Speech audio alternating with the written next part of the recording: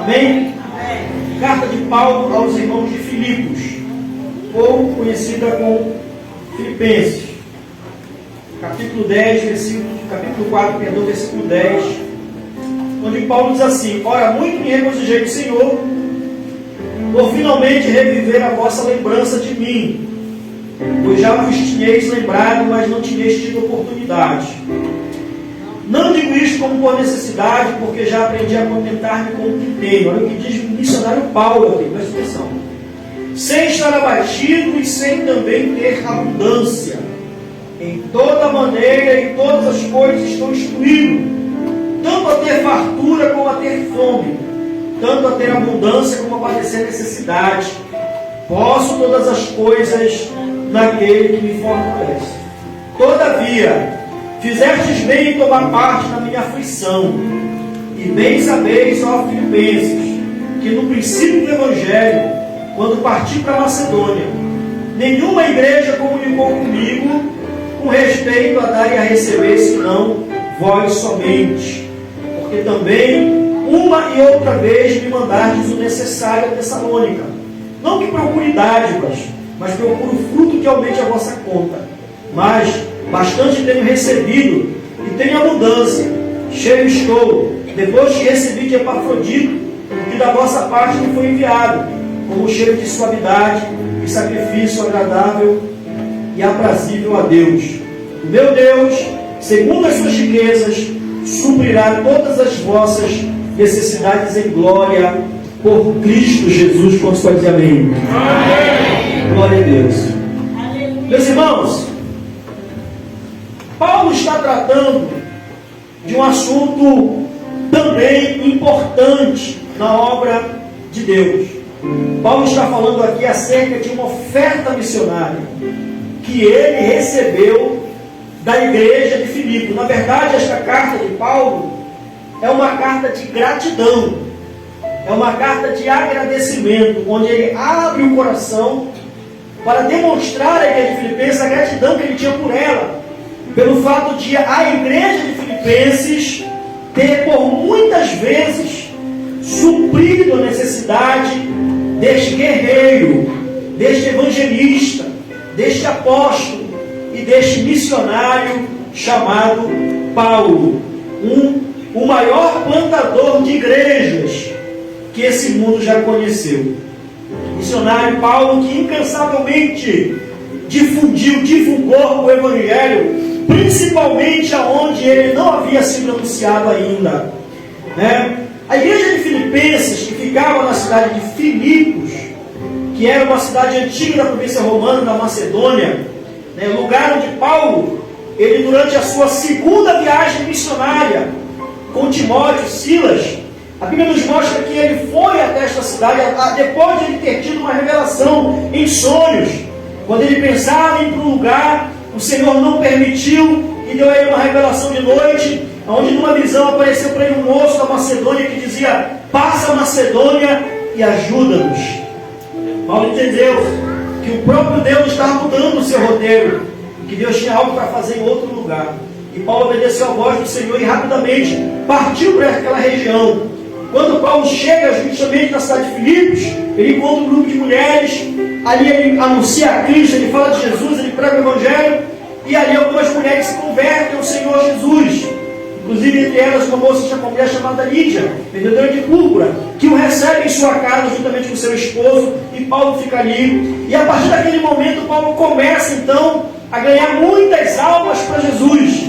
Muitas pessoas se convertem a Deus, mas não foi nada fácil, porque naquele mesmo lugar Paulo sofreu uma perseguição tão terrível, tão ferrenha, que ele foi preso, ele foi para o cárcere, ele apanhou, e de madrugada eles oraram, cantavam ao Senhor, e Deus enviou um terremoto que abalou os alicerces do cárcere, e eles não saíram daquela prisão, e ali o carcereiro tentou se matar, e vocês conhecem essa história. Paulo então grita e diz: não faças nenhum mal, porque todos estamos aqui. E diz a Bíblia que ele, saltando trêmulo no meio do povo, disse para Paulo e Silas, perguntou para Paulo e Silas: senhores, o que eu devo fazer para ser salvo? E Paulo responde dizendo: crê no Senhor Jesus, e serás salvo tu e a tua casa. E veio ao sofrimento, houve salvação. Em meio às dores no corpo e as marcas das chicotadas, houve um retorno, houve naquele momento ali salvação naquele povo. E ali começa a nascer uma igreja. Em meio a sofrimento, em meio a luta, em meio a lágrimas, em meio a dificuldades terríveis que Paulo passou ali, que não foi fácil, e Jesus nunca disse que seria fácil. Fazer o de Deus nunca foi e nunca será fácil. O pastor uma vez me falou uma frase, disse assim para mim: pastor Ricardo, a obra de Deus começa difícil, aí depois ela se torna impossível, e aí Deus faz. Porque, irmãos, o Senhor da obra não somos nós. O Senhor da obra é Deus. Ele é quem está no controle de tudo. Ele é o dono da igreja. Nós somos apenas seus mordomos. Nós estamos aqui de passagem. Uma geração vai, outra geração vem, e as outras que virão darão continuidade ao trabalho que nós começamos a realizar. Paulo disse que um é o que planta, outro é o que colhe, mas é o Senhor quem dá o crescimento. Louvado seja o nome do Senhor. E aí surgiu uma relação muito forte, muito profunda, porque apesar de Paulo ter plantado diversas igrejas em Tessalônica, em Corinto, em Roma e tantos outros lugares, a Bíblia nos mostra que a única igreja que comunicou com Paulo com relação a dar e a receber, ou seja, a ofertar, a contribuir financeiramente, foi a igreja de Filipos. A igreja de Filipos é uma igreja que ela aparece aqui como aquela igreja chamada de igreja mantenedora. Aquela igreja que segura a corda enquanto o seu missionário desce ao fundo do poço. É aquela igreja que fica na retaguarda, em oração, enquanto o guerreiro está indo para o campo de batalha, enfrentar os principais e as potestades. Esta é a igreja, uma igreja missionária. A igreja de Filipenses ela é uma igreja missionária, porque ela encara o trabalho do missionário como um todo. Ela contempla todas as necessidades dele. Então ela percebe que o missionário Paulo não precisa só de oração, não. Ele precisa de comer, ele precisa de vestir, ele precisa se doar para a obra. E para que ele faça isso, ele possa fazer com liberdade, eles então decidem mandar, vez por outra, as suas ofertas. E Paulo chega a dizer que eles mandaram bastante. Então, eu já tenho bastante. Vocês supriram a necessidade. Desde o início do Evangelho. Ninguém comunicou comigo entre dar e receber, senão só vocês, ó Filipenses.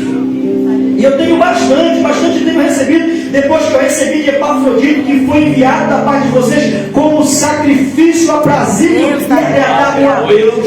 E Paulo traz para nós aqui uma revelação profunda e importante. Ele mostra que a oferta que é dada para a obra missionária não é uma oferta exclusiva ao missionário ou apóstolo. Ela é uma oferta oferecida como sacrifício aprazível e agradável a Deus. A Deus a glória. Então, quando a igreja entende, irmãos, a necessidade de ser uma igreja provedora da obra missionária, ela não está fazendo ao missionário apenas, ela está fazendo primeiramente a Deus. É um sacrifício aprazível e agradável a Deus. Aleluia. Porque ela é uma igreja que não é egocêntrica. Ela é uma igreja que ela não está, desculpa a expressão, olhando apenas para o seu umbigo. Ela é uma igreja visionária. Ela é uma igreja que deseja, que quer que o Evangelho cresça, que o Evangelho se expanda, que o Evangelho alcance os que não foram alcançados. Uma igreja missionária é uma igreja que se preocupa com aqueles que ainda não ouviram. E é uma igreja que sabe que muitas das vezes não pode sair do seu local e ir, mas que ela sabe que tem alguém indo, e se tem alguém indo, nós vamos ajudar aquele que está indo. Deus da glória. Louvado seja o nome do Senhor. Então, a igreja de Filipos, ela aparece como uma igreja que sabe cuidar dos seus missionários. Paulo diz: muito me regozijei no Senhor, por reviver a vossa lembrança de mim. Olha só, mas eu não me regozijei na alegria do Senhor, porque eu sei que vocês estão lembrando de mim.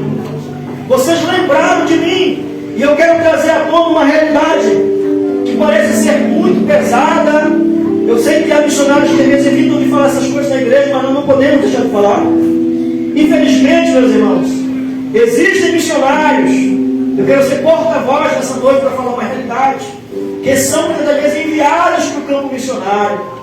Saem da sua terra, vão para um lugar distante, vão para um lugar que a cultura é completamente diferente, a comida é diferente, o clima é diferente, longe dos seus amigos, longe das coisas que ele gostava de fazer, se dispõe a sofrer pela obra, a se sacrificar pela obra, e depois o que é que ele ganha de retorno? O esquecimento da igreja que o enviou. Infelizmente, nós temos tido conhecimento de missionários que foram enviados para o campo, no início até começaram a ser ajudados, mas que depois, meus irmãos, a igreja simplesmente virou as costas e não deu nenhuma satisfação. Né? Como se o missionário fosse descartável. E na verdade, meus irmãos, o agente principal da obra missionária é o missionário, porque ele está ali se sacrificando em favor da obra do Senhor nosso Deus. E a igreja de Filipos entendeu isso, e ela abraçou Paulo. Paulo foi um missionário que aprendeu a viver contentemente.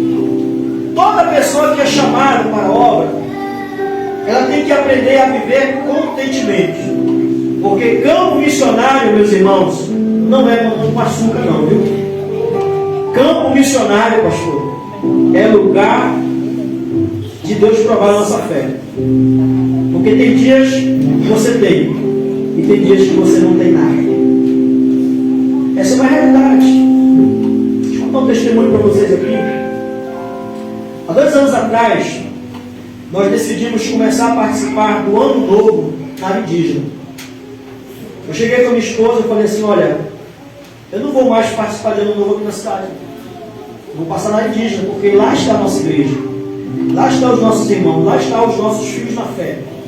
Eu não vou passar sozinho, não vamos passar com eles. Só que na área indígena, no Ano Novo, o Natal é diferente, né?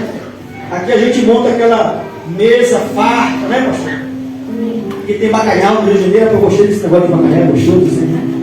Tem bacalhau, né? Tem aquele outro negócio que eu não que a gente faz lá. Rabanada, né, irmão? Sabe o que é rabanada? Pra lá é maniçoba, tacacá. É isso. Então, a nossa Ano Novo Natal é assim. Aí nós fomos lá passar o Ano Novo. As minhas filhas foram pela primeira vez passar o Ano Novo na aldeia lá. Quando nós terminou o culto, meia-noite, né, fizemos igual eu ensinei a fazer o culto igual aqui na cidade, começa às 10 horas, meia-noite. Eles não estavam acostumados, nunca tinha conseguido isso. Nós fizemos. Terminou o culto, os irmãos começaram a se despedir. Né? Eu imaginei, eu pensei, eu cometi um grave pecado de pensar que o irmão, ou que os irmãos lá iam fazer menos um bolo para a gente comer. Mas ninguém fez nada. Nada, irmão. E eles começaram a falar, vamos embora, já vou. Né? E foram saindo, foram indo embora. Todo mundo foi embora. Nós ficamos lá olhando. E aí foram embora também do barco. Aí fomos embora deitados. Chegamos no barco, irmão. Aí a fome começou a apertar, né? Aí a Bahia começou, glória. Meu Deus do céu. Meia-noite. O que nós fizemos? Nem lâmpada no barco não tinha. Pegamos aqui uma lanterninha. Vamos fazer o nosso ceia de Natal. Bolacha com café. E é só o que a gente tinha. Não estou falando isso aqui para comover vocês. Eu estou falando para vocês que essas são realidades que o missionário também enfrenta. Amém, meus irmãos? Esse foi o nosso Natal, o nosso Ano Novo. Vocês pensam que eu estava triste? Eu estava por um lado, porque eu estava com fome. Mas por outro eu estava feliz. Porque eu estava participando do Ano Novo com os nossos filhos na fé. Com os nossos filhinhos na fé. Sofrendo junto com eles, vendo o que eles estão vivendo, passando o que eles estão passando. Irmãos, missões é relacionamento. Deus da glória. É você se relacionar com pessoas. É você valorizar a pessoa, o ser humano. Não é se preocupar com coisas. Né? Então, queridos, essas coisas elas acontecem. Como Paulo diz, eu aprendi a viver contentemente com o que tenho. Sem estar abatido, sem também ter abundância. Em todas as coisas estou instruído, tanto a ter fartura como a ter fome, tanto a ter abundância como a padecer necessidade. Todo obreiro, missionário, seja lá quem for, que for chamado pelo Senhor, tem que ter essa consciência que haverá momentos, ou poderá haver momentos, em que você vai passar momentos difíceis, dificuldades. Né? Então o missionário Paulo ele se adaptou, né, às culturas locais, as circunstâncias materiais, características importantes na vida dos missionários. Todo missionário que vai para um lugar, ele precisa primeiramente amar o povo daquele lugar. Você precisa amar as pessoas daquele lugar. Eu conheci uma missionária que foi para a Indonésia, um lugar da Indonésia. Ela disse que o povo lá fedia carniça. Os missionários, o povo lá, terrível. Mas eu tinha que abraçá-los assim mesmo, beijá-los assim mesmo, que foi o povo que Deus colocou na minha mão para cuidar. Mesma coisa indígena. Né? A gente chega lá, a gente abraça, a gente conversa, a gente sorri, a gente não entende a piada que eles estão falando, mas a gente acha a graça do mesmo jeito. A gente tem que amar esse povo. Amém, meus irmãos? Amém. Tem que amar esse povo. Então, queridos, encerrando a mensagem, a igreja de Filipenses, ela se associou ao missionário Paulo. Ela se envolveu com o seu ministério. Aleluia! E Paulo considerou a oferta missionária daquela igreja um sacrifício agradável a Deus. Eu quero, irmãos, aqui nesse momento,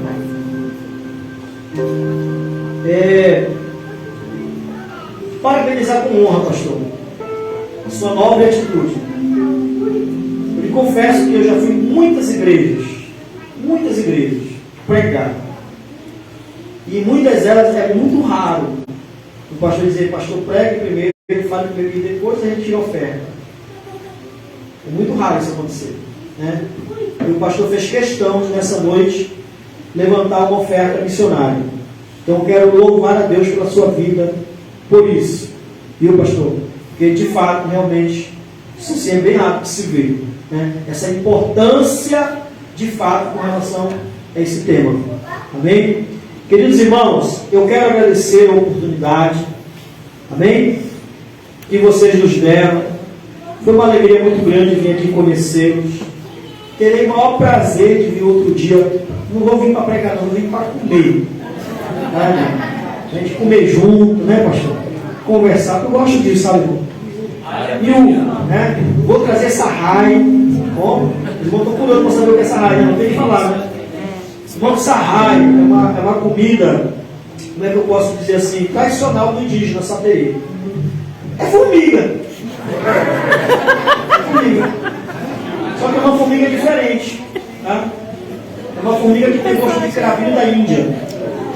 Pastor, como é que é? Cozinha, assa, prima? Não, é crua mesmo. Ah, meu Deus. A gente coloca um pouquinho de sal, a formiga se bate todinha, morre, a gente come, resolve. Come com farinha. Né? Eu como. Quando eu chego lá, como sarrai, como. Só tem sarrai, pastor. Glória a Deus, aleluia. Como. Amém?